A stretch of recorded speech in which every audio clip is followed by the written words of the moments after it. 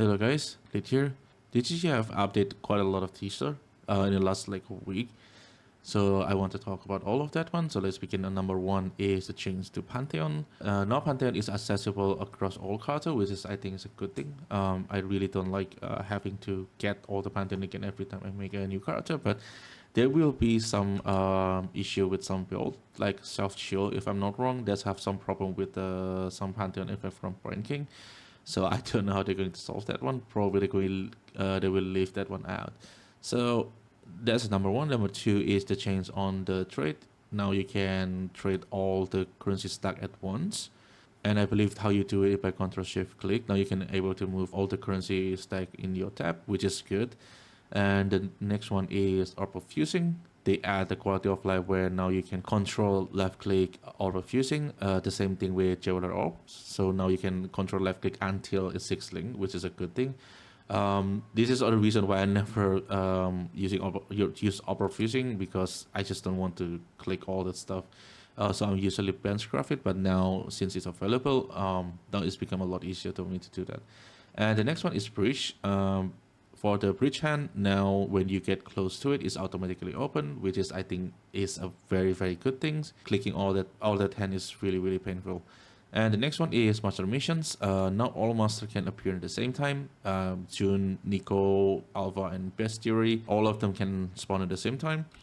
And the next change is a big one. This is about Ascending Slam. Now they moved the Ascending Slam into Veil Chaos. Then the old Veil Chaos is basically gone.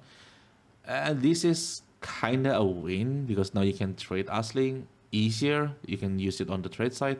But the downside is with the old Veil Chaos gone is a nerf to early and mid crafting, especially like his convert to cold glove and movement speed on boots. That's two things that on top of my head that I can think of. I mean, it's a nerf for the early and mid crafting, but I think overall this is probably a win. I'll take this one.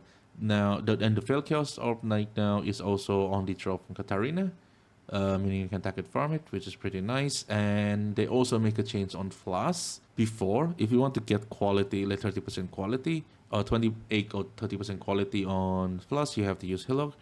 And now it basically break into Vaal Orb.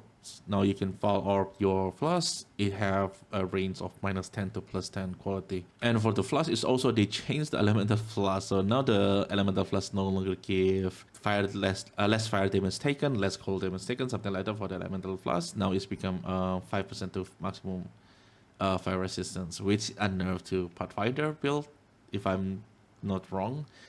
I think there's a tag where you stack this kind of effect with Pathfinder Flash effect. You can become really tanky. Now you cannot do it. Now you cannot do it anymore. This is probably quite big of a nerf, but we'll see what the community will come up with. And the next one is Talisman. They moved Talisman into Menagerie. Now this become a bestiary craft, which I never used Talisman, so I cannot really speak for this one, but I think I heard some people say that now since it's moved to bestiary craft, you cannot choose what tier a Talisman is, and that kind of problems. So the next one is Harvest. This is a very nice quality of life improvement. Now you don't have to hover the item again and again. Now the item start is visible when you craft it. This is a very good QoL. And the next one is the kind of the interesting one. Now when you fall or the map, you cannot get identify corrupted map anymore. The question is, can you still get the egg mode? Can you still get all the other corrupted result? This is why I'm not clear about this one. Maybe I'm missing something. If this cannot make egg mod anymore, meaning you cannot craft egg mod, you have to farm egg mod using sextants. This is kind of big deal. They basically changed that one into now when you Vaal Orb your map, you will have like a unique implicit of it. I think it's began from like item quantity, pack size, and increase Atlas passive. The question is, if you cannot get 8 mod anymore with Vaal Orbs, did the quantity or pack size 10% pack size or 10% quantity or like increase passive effect, will this one equal to 8 mod? This is for me is the big questions. We will probably have more info on the announcement day. So that's about the map. The next change is on stack decks. Now stack deck and definition definer strong boxes cannot drop definition card specific to bosses. For me, this is fine. I kind of like this one because I do think that something that exclusive to boss should keep exclusive to boss. So farming the boss kind of have some function to it. So that's when I kind of like it. And the next one, they add some craft into the horticrafting stations. This is Harvest. And now you can basically change the equal elder fragments, but only shaper to shaper and elder fragment on to another elder fragment. So this is good for especially for people who are solo self-on. But for people on the trade, I don't think this make that much difference. Another change they make is on invitations. Now invitations no longer drops. You get the invitation when you witness all the requirement, and Kirak will give you the invitations.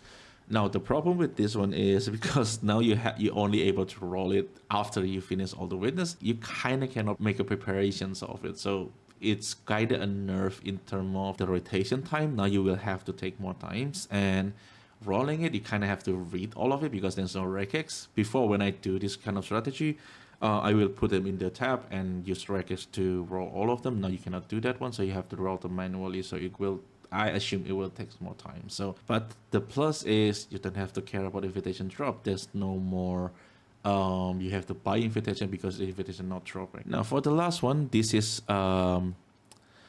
probably the one that a lot of people talking about, and this is, and they basically add 2 new gems. One is automations. This is basically a support gem that you put to automate instant skills, and the other one is calls to arms. This is basically to automate war cries. There's a lot of details that left out on this one, like for the call to arms, like can you trigger multiple war cries at the same time? We don't know. I assume they can from the wording, but once again, we'll have to wait for the announcement. And the same goes for called for the automations. Did the automation trigger all of them at the same time or not? I don't. I assume it does. And the interesting part about the automations in the showcase, when the withering step is up and the automation trigger the pace run, the withering step is actually intact. So normally this wouldn't be the case because when you use a withering step and you use phase run, the withering step is gone. The additions of these 2 skill gem itself for me is a good thing. The problem is because they add these 2 gem, now they've decided to remove the left click. For those who don't know, in PoE you can put skills on your left click if the skills mostly instant, but you basically can put any skills. The idea is when you click left click, usually you use it to move around. When you use it, you also trigger the skill. This basically, quote unquote, you kind of automate a certain skill, which in most cases people usually use it for quad skill, like Steel Skin, Molten Shell, Immortal Call, something like that. People use it for Vortex too, but Vortex get nerfed, so rip Vortex. And when they remove the ability for you to bind anything on the left click, to be honest for me, I don't understand why they have to do this. If the argument is because they added 2 gem and now I will take this away, I don't know, for me that's kind of a silly excuse. If the argument is, I read some argument about like, oh, so it's the same ground with controller. Well, it's not, because even if you disable it in-game, people still can use macro. People still can use script, like third-party programs to use that one. I believe it's very easy to set up too. So this is the part that annoys me, because I don't see the upside for them to doing this unless there is some sort of like mechanical abuse. I don't see it, so I don't know. If you have some theory about why they removed the left click, let me know in the comment. But personally, I just don't see why they have to remove it. So for me, this change is kind of silly. This is a downgrade in quality of life. Big or not is depending on if your build is like socket pressure is really high. This is kind of a nerf for you, because with automation take socket gem, right? So you have to kind of free one socket to able to get in the automations. And if your build is like already have all the socket fulls, now you have a problem to solve. If your build have free socket, why not? You can just use the automations, no big deal. So the downside is like kind of big, kind of not, depending on the build itself. But I just don't see the upside for removing the left click binding. Like, why not having the left click binding and the automation skill gem? I assume I'm missing something because I assume they removed it for reasons. But yeah, This is a lot of people talking about this one. Some people agree with it, some people not agree. For me, it's kind of silly. It's easily replaceable with macro or scripts. So I don't know why they remove it in game. So this is all the teaser they have in the last 6 days, I think. For now, I probably just have to wait. We just have to wait for the announcement so we can have the full reveal and what on the table for 324 Necropolis. I'm personally very excited for it. Hopefully, it's a good league, considering the last league we have afflictions, and a lot of people actually like afflictions. So I really hope the new league is actually good. And yeah, thank you everyone for watching. I will see you in the next one.